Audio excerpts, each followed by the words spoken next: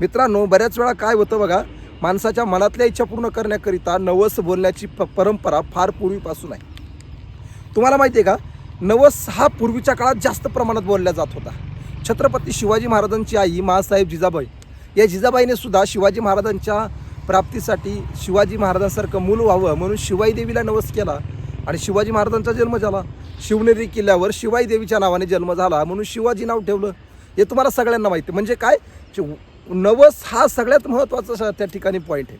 बरं, नवस या शब्दाचा अर्थ जर आपण पाहिला तर नवस म्हणजे काय, थोडक्यात नवस म्हणजे देवाला त्या ठिकाणी एकाच पद्धतीने करार करणे, देवासोबत काहीतरी संकल्प करणे, देवाला त्या ठिकाणी काहीतरी लालूच दाखवणे, देवासोबत व्यवहार करणे, अशा पद्धतीचा अर्थ होतो. मग तो नवस कसा बोलला पाहिजे मंडळी, तर नवस अत्यंत सात्विक पद्धतीने बोलला पाहिजे. पूर्वीच्या काळी लोक नवस बोलत होते, प्राण्यांची हत्या करत होते, परंतु आता काळ बदलला आहे. तशा पद्धतीचा आपल्याला नवस करायचा नाही.